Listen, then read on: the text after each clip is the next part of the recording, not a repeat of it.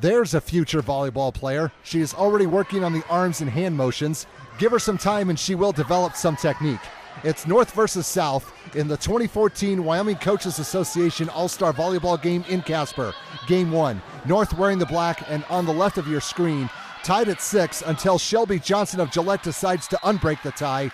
Her kill was deflected at the net, but she managed to put enough on it to get the ball to drop on the other side to make it 7-6. The South would tie things back up, and then Taylor Limoges out of Lyman would untie it this time. This kill will go off a couple of North defenders and go out of bounds. It got the point. That was what mattered. Now it's 8-7. Limoges was the one taking charge for a while, and she was contributing her share of points. Here she will find a lane right through the North's defense, and the line judge says that is in. Another point for the South, who are still up by 1. It's 10-9. Since this was an all-star game, neither team had much time to prepare, and that led to occasional mistakes like this one. The South sets it up for Sydney Matheny of Gillette, who plays for the other team. She'll knock it down into the ground. Thanks for the gift. North trails 11-10. And then sometimes the North would do their own setting up. Matheny does not really care who does the setting. She just wants to do the killing. That point still has her team down 12-11. The South had a few aces up their sleeve, and I think you know what's going to happen. Limoges serves one up and trumps everyone on the other side. The lead is up to 3. It's 14-11. Now, you do not always have to use all 3 hits in volleyball. Shea Schwab of Star Valley was close enough to the net and decided to go ahead and send it over, and the plan worked. She would put her team ahead by a score of 18-16. The North would rally. Paige Steinmetz out of Glenrock serves up her own ace, and that is how a team responds quickly. We have a tie score at 18-all. This game would stay close, and the South had a player who really wanted to do something. Callie Feddersen out of Rawlins. She missed most of her senior season with an ACL injury, so that game-winning kill was very therapeutic. That would give her team a 25-22 win to take a 1-0 lead in the match. Now in Game 2, the South is on the near side. Here's Avery Madden of Torrington, the 2014 Millward Simpson Award winner. That may not have been the prettiest of kills, but volleyball is not always about style. That would give her team an early 7-3 advantage. Then the North changed strategies and tried some defense. Taylor Von Krossig out of Jackson is one of 4 players that is 5'10" or taller. The height had advantages, but they are still down 7-5. The North definitely was the bigger team. It was a matter of how they would use that advantage. Jaden Mirich from Bighorn tries to make a statement on this play. The ball was dug out, but it went out of bounds. Things are getting closer with the score at 8-6. More defense, and it was a Gillette double team this time. Matheny is on the right. She stands at 5 feet 10 inches, and then Hannah Hoos is 6 feet even. That can make it difficult to get a ball over those two. The North would move ahead 15-11. They had things going their way in this game after a slow start. Matheny is sending an ace, and it is not coming back. The momentum was in favor of the North, who now lead 19-11. The South needed to regroup, and soon, because they have not done much in quite some time. Here's Lydia Skalberg out of Little Snake River adding a point to the cause, but her team is still at a 23-17 disadvantage. A comeback was in the works. Lily Gabriel out of Laramie is the tallest player for the South at 5 feet 11 inches. She would make her presence known on this play. That would get her team to within striking distance, trailing 23-20. However, the North still had an ace in the hole. Vanessa Caballero of Worland is the libero, and she can serve them up as well. Her team would get the 25-20 win and tie this match up at 1 game apiece. Now in Game 3, the North is on the left. Matheny is going to get the domino effect on this play, and a 1, 2, and 3. The result is a point no matter how you slice and dice it. It's 1-0. The South kept their distance, and by that I mean serving distance. Kaylee Moyse of Cokeville serves up an ace in the North's face. That would move her team ahead by a score of 2-1. The North did not stay down long.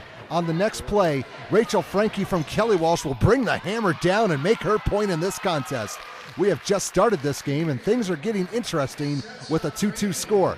Now, just because the South did not always have the height did not mean they could make a play on defense. Schwab will raise the roof and deny access on this play as her team would move ahead 5-2.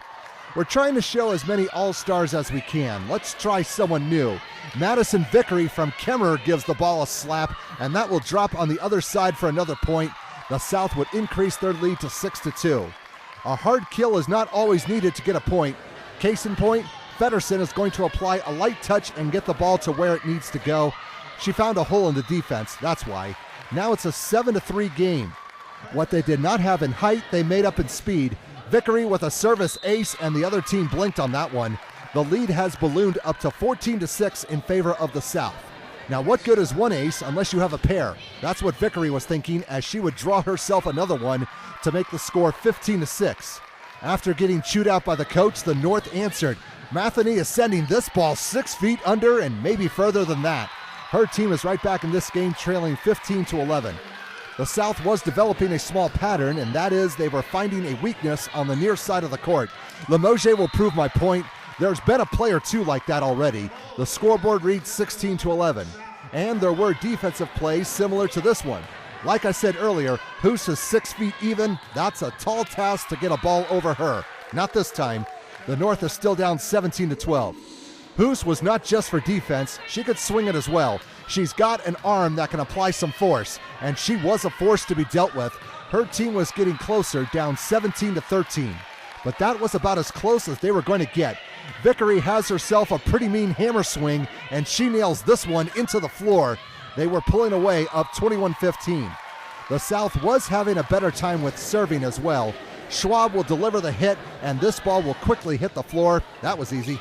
25-19 was the final score in this game, and it's now a 2-1 match. Now in game 4, the North is on the near side. Frankie is going cross-court with this kill attempt. Her team was not out of this game yet, and they would take an early 3-2 lead. The cross-court strategy was starting to work, and it was paying off with points. Hoos is going to do the same thing except go in the other direction. Whatever works. The North is still up by a score of 4-3. They were wheeling and dealing in this game. Frankie is the dealer, and she has an ace in her hand to play. The lead was growing, and the North is now ahead 7-4. The South did not stay down long. They would fight back. Limoges was just a little bit quicker than the defense. Speed kills at times, and it did there. That would tie this game up at 7 points apiece. Let's get someone new in here. Heather Townsend of Douglas plays for the South. It almost looked like she just threw that ball down to the floor, and she got it to where she wanted it to go. It breaks the tie, and the scoreboard reads 8-7. The North went back on defense. Hoos blocks it again. Why are they still trying to get one past her? I will never know. Her team is down 1. It's 15-14. They also had an edge in serving. Here's Shauna Rasmussen of Wright, and all is right on this ace in their face. The score would stay close, though. It's 17-16. The South, though, would move ahead, and they are just 1 point away from getting the win in this match. And did they want it? Of course they did. Vickery applies the finishing touches to give her squad a 25-23 win and a 3-1 lead in the match. A normal volleyball game would be over by now, but since this is All-Stars, we played the 5th round anyway. So these highlights will be short. Matheny is number 12, and number 6 is Elsa Rausch from Jackson. They team up for the block to give the North a point. We're going to wrap this up with one more point and a blooper. Feddersen will get the honors for both on this play. During the celebration, she had one of her contacts get knocked loose. She was fine. The South would win Game 5 and take the match 4-1. Final scores 25-22, 20-25, 25-19, 25-23, and 15-13.